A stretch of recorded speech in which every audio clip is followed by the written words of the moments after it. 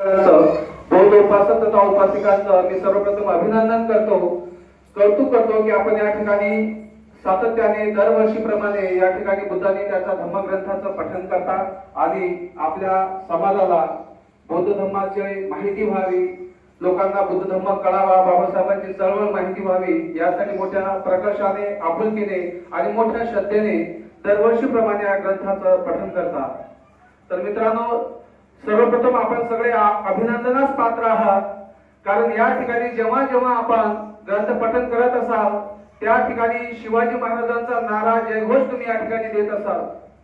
ज्या ज्या दिवशी इथं पठण होत असेल, ज्या ज्या दिवशी इथं बुद्धवंदना होत असेल, त्या त्या दिवशी तुम्ही महात्मा फुले, सावित्रीबाई फुले, संत गाडगे बाबांचा जयघोष या ठिकाणी करत असाल आणि म्हणून यासाठी तुम्ही अभिनंदनास पात्र आहात. कारण या देशामध्ये, या देशाला ज्या महापुरुषांनी घडविलं त्यांचा विचार लोकांपर्यंत पोहोचवण्यासाठी त्या समतावादी, बंधुत्ववादी, स्वतंत्रवादी, न्यायवादी महापुरुषांचा जयघोष तुम्ही या ठिकाणी करता आणि म्हणून तुम्ही अभिनंदनास पात्र आहात. कारण आपण पाहिले समाजामध्ये काय परिस्थिती आहे. मोठमोठे साधू संत आहेत, साधूच्या वेशामध्ये अगदी बलात्कारी छुपलेले आहेत, हत्यारे छुपलेले आहेत आणि अशा मूर्खांसाठी जे जे करणारे लोक या देशामध्ये आहेत. परंतु आपण त्या मूर्खांचा जे जे करत नसून ज्या महापुरुषांनी खऱ्या अर्थानं या जगातल्या दुःखाचा मुक्तीचा मार्ग सांगितला, या देशातल्या नाही तर जगातल्या दुःख मुक्तीचा मार्ग सांगणाऱ्या तथागत बुद्धांचा आपण इथं जे जे काम करतो त्यांचा विचार या ठिकाणी आत्मसात करण्यासाठी आपण दरवर्षी या ठिकाणी एकत्रित येतो आणि म्हणून आपण सगळे या ठिकाणी अभिनंदनास पात्र आहे. परंतु आजचा माझा विषय आहे मित्रांनो की आपण बौद्धांनी जे बौद्ध आहोत, आपण ते स्वतःला बुद्धिमान म्हणतो, आपण बाबासाहेबांचे अनुयायी म्हणतो, बाबासाहेबांचे बुद्धाचे उपासक म्हणतो, आपणच या बौद्ध धर्माचे मारेकरी आहोत का? या विषयावर मी आज या ठिकाणी बोलणार आहे. कारण हा विषय घेण्याचं कारण या ठिकाणी फार महत्वाचं आहे. कारण ज्या ठिकाणी या एवढ्या मोठ्या टाकळी या गावामध्ये कमीत कमी मला असं वाटतं की 300-500 लोकांची तरी वस्ती आपली इथे असेल, 100 तरी लोकांची असेल. परंतु या ठिकाणी बहुसंख्याक केवळ मला महिला या ठिकाणी उपस्थित दिसत आहेत. का या गावामधली लोक बौद्ध नाही आहेत का? पुरुष मंडळी बौद्ध नाही आहे? बाबासाहेबांची अनुयायी नाही आहे का? मग जर तुम्ही अनुयायी असाल तर तुम्ही इथे उपस्थिती का नाही? इथं सगळेच्या सगळे माझ्या माय भगिनी आणि महिलाच का इथं दिसत आहेत? काय आपण खरोखर बौद्ध धर्माचे उपासक आहे की बौद्ध धर्माचे मारेकरी आहे? अरे या ठिकाणी बौद्ध धर्माचे मारेकरी आपण ठरत चाललेलो आहे. कारण 14 ऑक्टोबर 1956 रोजी नागपूरच्या नागभूमीमध्ये आपल्याला बौद्ध धर्माची दीक्षा बाबासाहेबांनी देऊन आपल्याला नवा धम्म दिलेला आहे, नवं जीवन प्रदान केलेलं आहे, नवी संस्कृती आपल्याला प्रदान केलेली आहे. परंतु ज्या ठिकाणी बौद्ध धर्माची दीक्षा बाबासाहेबांनी आपल्याला दिली त्या आधी आपल्याला 22 प्रतिज्ञा बाबासाहेबांनी दिल्या होत्या. त्या 22 प्रतिज्ञा या ठिकाणी लागलेल्या आहेत. इथे मी तुम्हाला वाचून दाखवणार नाही, पण ह्या ठिकाणी आपल्याला सगळ्यांना माहित आहे की 22 प्रतिज्ञा हे कशाचं प्रतीक आहे. तर 22 प्रतिज्ञा हे आपल्या सर्वप्रथम बौद्ध धर्माचं कवच आहे. जसं आपल्या पृथ्वीला कवच आहे, बाहेरचे जे काही अपग्रह आहेत, उपग्रह आहेत, इकडे येऊ शकत नाही, पृथ्वीचं कवच आहे. तशाच प्रमाणे आपल्या बौद्ध धर्माचं कवच म्हणजे हे 22 प्रतिज्ञा आहे.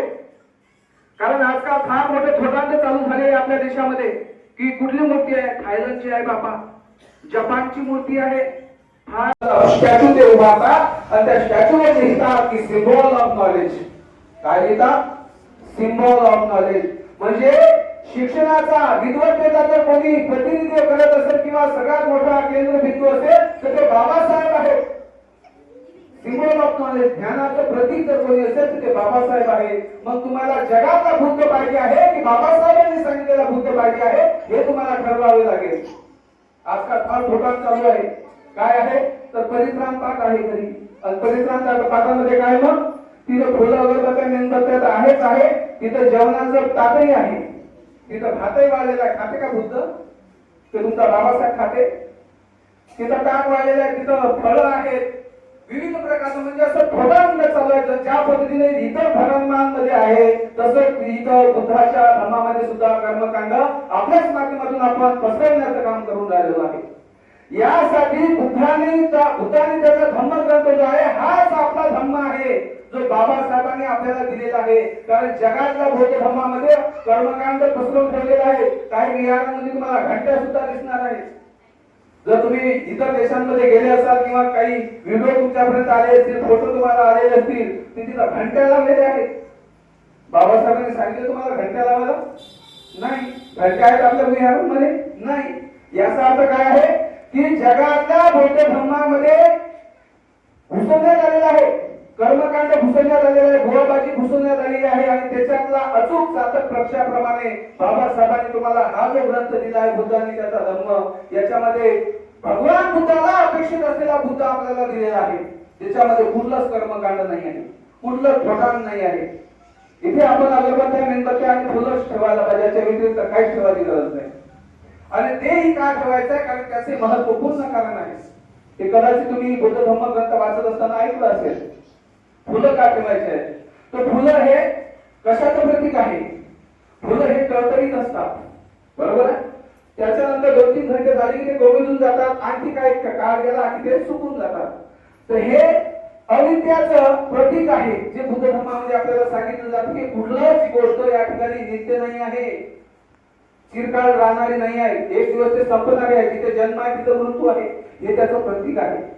की ज्याप्रमाणे आपण तरुण अवस्थेत असताना टळटळीत असतो, आणखी थोडं सवय झाला म्हणजे आपण म्हातारे होतो, एक दिवस मरून जातो, त्याचं प्रतीक म्हणजे हे फुलं आहेत. कारण फुलं कसे टळटळीत असतात, तोडल्याप्रमाणे, उमलल्याप्रमाणे, त्याच्यानंतर काही वेळा ते सुकून जातात, त्याचं ते प्रतीक आहे.